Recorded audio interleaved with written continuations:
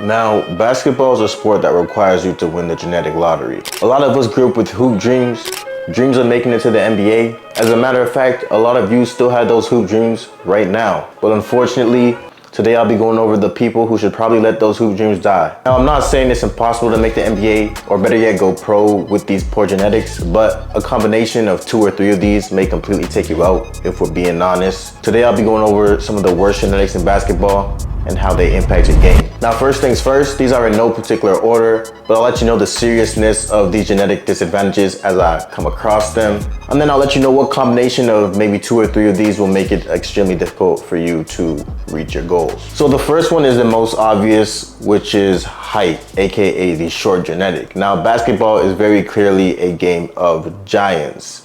Now, when you're young, and people are growing at different rates, it's understood by the coaches. Some kids grow late, some grow early. You could be 5 feet versus 6 feet, and height is generally a nice advantage. As you go into high school, it's the same thing. You have a lot of late bloomers, so if you could hoop, you can pretty much make the team.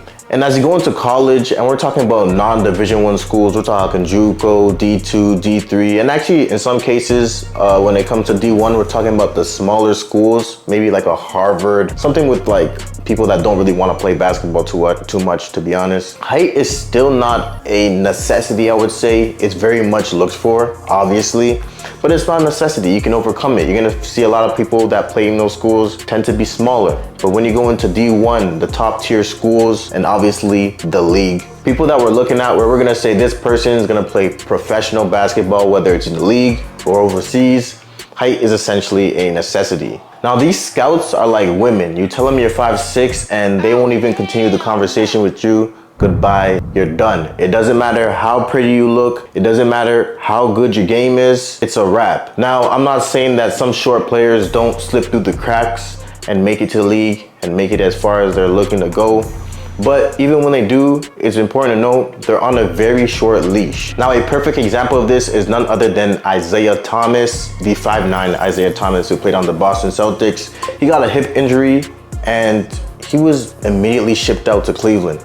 And it didn't matter how good he was prior. And I promise you, if he was 6'3" or 6'2", it would not go down like that, because Isaiah Thomas at that time was going absolutely nuts. Now, being short is very easily the biggest genetic weakness you could have in the game of basketball. I'm not even gonna go into how it negatively impacts your game because it's pretty obvious. But what I will say is that the bigger thing is definitely defense. And in basketball, more so in the NBA, when it's playoff time, the biggest thing is attacking the weakest player. Now, if you watch the regular season, the NBA nowadays, they don't play hard on defense. It is what it is. They save their energy. If you're 5'9", I believe a lot of 5'9" great hoopers that are not in the league right now could go into the league right now and put up numbers and do great all regular season. But come playoff time, when it's time to win, they're gonna bully you and they're gonna pick on you. So if you can't play defense, if you're too small, you're gonna get singled out every single play. So the question is, what is considered short? I'm gonna be honest with you, the NBA is only getting taller. So if you're 6'1" and you're 6'2", you're kind of on the lower end of what you need to be to be in the league. In all honesty, shorter players are going extinct. If you look at point guards nowadays, you have tall guys like Cade Cunningham, who I believe he's 6'8", LaMelo Ball, who's about 6'7". You got SGA, who's about 6'6". Point guards are only getting bigger. Eventually, you'll probably have a bunch of wing-sized players playing the point guard, and it's only gonna be tougher. So if you're 6'1" and 6 feet and under, honestly, may God be with you. Now, usually if you're short, you got small hands and short arms, but unfortunately, you can be tall and have that as well. So short arms and small hands is our second genetic weakness. And a perfect example of this is none other than the first overall pick of the 2001 NBA draft, Kwame Brown. Kwame Brown came into league and was an absolute bust. Now, a big issue that we discovered when he came into league, we being not me, the league, is that his hands are too small and he had trouble catching the ball. Now, obviously there was some other things wrong with his game because it had to be mental. They had to see something prior to him getting to the league, but you can argue it was Kobe who bullied him out of his mental state. But we realized for some reason when he came to the league, his hands were too small to catch the ball, and it was a serious issue. For a very tall player, a big or a power forward to have small hands, it's definitely a genetic liability. Now, obviously, if you have small hands, you're not cooked. It doesn't mean that you can't catch the ball. It just means that it's less favorable for you to be able to catch the ball. It doesn't even mean that you can't catch the ball as well as someone with big hands. It's just a weakness. It's just something that you rather not have. Because 90% of the game for them is to catch the ball, whether it's to get a rebound or to catch a lob or whatever. 90% of the game for them is to catch the ball. Every part of you is big except for your hands. That's kind of crazy, I'm not gonna lie. Now, on the topic of short arms, this mainly affects your defense and your rebounding ability, but this can easily be offset by your hustle and your foot speed. With that being said, you know, the shortest players in the league obviously on average have the shortest arms, but they can still rebound and they can still play defense. However, it's important to note that when I'm talking about short arms and small hands, it's relative to your height, not in general. So I don't want you to think about, oh, there's some short players like Russell Westbrook who doesn't have the longest wingspan or the biggest hands, but he can rebound extremely well. It's relative to your height. I'm talking about relative to your height. If you are tall with T-Rex arms and small hands, brother, you're in trouble. Because obviously, if you're short with short arms and small hands, you're just small. But with that being said, it's not a make or break situation. These are just some of the genetic weaknesses or disadvantages that maybe set you back in the game of basketball. Now, if you're injury prone, you have one of the more significant genetic weaknesses. I'm not talking about those who play recklessly and get hurt. I'm talking about those who walk down the street and can completely shatter their ankle. There's a difference between putting yourself in compromising positions and those who cannot catch a break.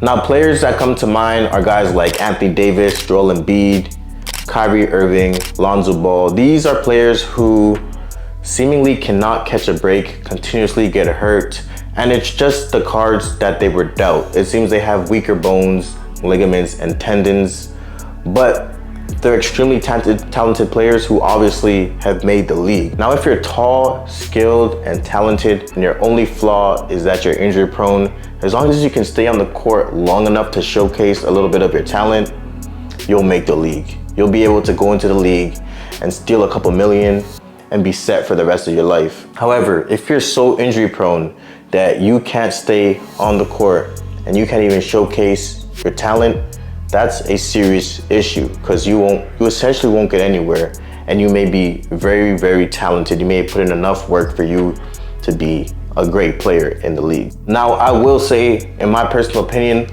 injuries are like the saddest way to see someone not make the league. I mean, just think about when you see an NBA player who's obviously made it and they get hurt and their career is cut short, and you always think about what they could have been. It's such a sad story because you know how much potential they had. Just like those who can't make the league, it's such a sad story because they put in all the work, they are extremely talented, and it's something that's completely out of their hands. Now, if you're short and you're super talented and you don't make the league, it's fine, honestly. You look at them and you say, listen, you've been short since like the 5th grade, you should have seen it coming. But with injuries, it's completely different. The next genetic weakness is that you are extremely slow or you lack explosiveness. Now, the good thing about this is that it's probably the weakest genetic weakness, meaning it can be altered the most. If you're very good and you're very, very talented, this shouldn't be a reason why you don't make it to the league because it can be altered. As long as you train hard and you do what you do, you can modify it. Now, with that being said, some people choose to train extremely hard to at least become average or slightly less than average in athleticism. And then some of them just build a game around it. Luka Doncic is someone who has just built a game around his lack of athleticism and uses it to manipulate his pacing and sort of catch people off guard by moving at paces or speeds that are a lot slower than the average person may anticipate. But it's important to know that Luka is actually not as slow as a lot of people think. He just loves to use pacing to his advantage, which is far, far, far more important than speed in the game of basketball. He's just a high IQ basketball player, essentially. All right, now listen up, because some of you may not know this is genetic weakness, but it does have a major genetic component to it. Some players have all the physical attributes, all the size, all the talent, all the skill in the world, but still do not reach their absolute peak. it almost seems like something is missing in their game.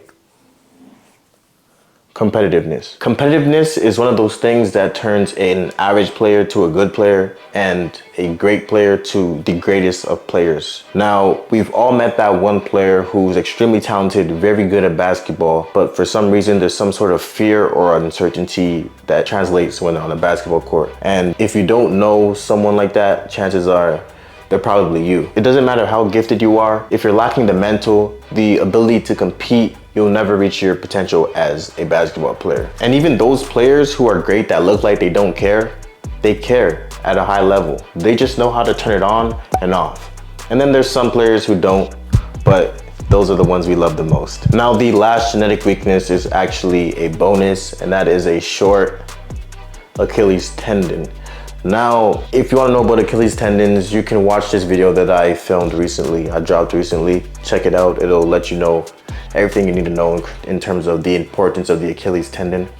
But I will reference in this video a way that it does manifest itself, because you're probably like, how would I know that I have a short Achilles tendon? Like, there's no way to know. What I will say is someone who excessively walks on their toes, and even some of you who bounce on your toes when you walk, I'm sure you've seen people who bounce on their toes when they walk, they tend to have a short Achilles tendon. So something to look out for. In terms of how to fix it, anyways, thank you for watching this video. Smash the like. I got a lot of bangers on the way. I just got back from Mexico, so that's why I took the last couple of weeks off. I'll look to get you a video at least once a week. Please follow me on IG. I'm looking to get at least like 10 followers. Like, I can't get 10 followers, please. Get me to 10 followers. With that being said, I'm Jiggy Hills, and I'm out, bruh.